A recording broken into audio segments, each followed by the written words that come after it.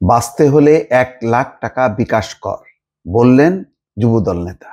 যুবদল নেতার চেহারা দেখা যাচ্ছে নোয়াখালীর কবিরহাট উপজেলার যুবদলের যুগ্ম আহ্বায়ক আনোয়ার হোসেন নয়নের বিরুদ্ধে প্রকাশ্যে চাঁদাবাজির অভিযোগ উঠেছে। বাইরে এই আওয়াজ ভালো না। 1,00,000 টাকা বিকাশ কর, হ্যাঁ, একেবারে উপজেলায় থেকে সেই লাখ টাকা তাদের কাছে কোনো ব্যাপার না। তো আসলে বিএনপি অবস্থা হলো এই যে তারা মানে তৃণমূল পর্যায়ে, আমি বারবার বলছি যে আমি হাইকমান্ডকে এখনো পর্যন্ত দোষারোপ করব না, তারা মদত দিচ্ছে না, বরং অ্যাকশন নিচ্ছে। কিন্তু তৃণমূল পর্যায়ের অবস্থা হলো যে তার কোনো প্রতিদ্বন্দ্বী নেই।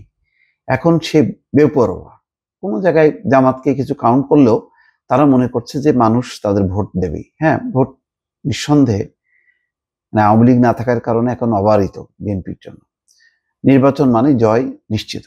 কিন্তু এইগুলো খুবই ক্ষণস্থায়ী। মানুষ যে কেমনি উল্টে যায় দেখেন না, বিএনপি জামাত মিলেও উল্টাইতে পারে নাই, ছাত্ররা নেতৃত্ব দেওয়ার পরে উল্টে গেছে। এগুলি হলো শিক্ষা, যাতে ভবিষ্যতে যারাই ক্ষমতা আসে তারা যাতে পেছনের ইতিহাসটা মনে রাখে। তো এরা আসলে ইতিহাসটা মনে রাখছে না, এটাই দুঃখজনক। আচ্ছা, তাও কি তিনি আইন মন্ত্রণালয়ের এক কর্মচারীকে মোবাইল ফোনে বলেন বাঁচতে হলে দ্রুত 1,00,000 টাকা বিকাশ কর। বাইরে কি হয়েছে ঘটনা? শুক্রবার চাঁদা দাবির কথোপকথনের অডিও রেকর্ড সামাজিক যোগাযোগ মাধ্যমে ছড়িয়ে পড়ে। অভিযুক্ত আনোয়ার হোসেন নয়ন কবিরহাট পৌরসভা ৩ নম্বর ওয়ার্ডের বাসিন্দা। তিনি জেলা যুবদলের ত্রাণ ও পুনর্বাসন বিষয়ক সম্পাদক এবং কবিরহাট উপজেলা যুবদলের যুগ্ম আহ্বায়ক। এখন কত ডেজিগনেশন তাদের বেরোচ্ছে।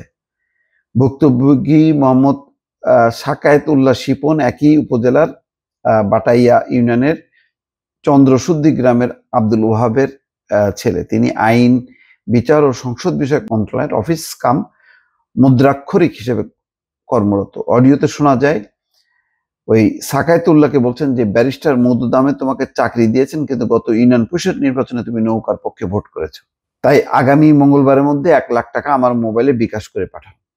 ভুক্তভোগী সাকায়েতুল্লাহ বলেন, গত 5ই আগস্টের পর যুবদল নেতা নয়ন উদ্ভট কথা বলে আমাকে 1,00,000 টাকা দেওয়ার জন্য ফোনে আমাকে হুমকি দিচ্ছেন। তাই আমি নিরাপত্তার জন্য ঢাকা শাহবাগ থানায় একটা জিডি করছি। এই ব্যাপারে অভিযুক্ত নয়ন বলেন, বিগত সরকারের আমলে সাকায়েতুল্লাহ আমার 3,00,000 টাকার মতো ক্ষতি সাধন করেছে। ওই পাওনা টাকা হতে আমি 1,00,000 টাকা তার কাছ থেকে চেয়েছিলাম। কিন্তু না রে ভাইয়া, এইভাবে হুমকি দিয়ে এটা বলা যায় না যে তোমার যদি টাকা পান তুমি আইনের আশ্রয় নাও। কিন্তু এইভাবে হুমকি দেওয়ার অর্থ হলো কি, যখন তুমি ধরা খাইছো তখন তুমি এই কথাগুলি বলতেছো। এগুলি সাবধান সাবধান, বারবার বলি যে এখনো সময় আছে, সাবধান না হলে কিন্তু বিপদ, বড় বিপদ হবে সামনে। ভালো থাকবেন, আল্লাহ হাফেজ।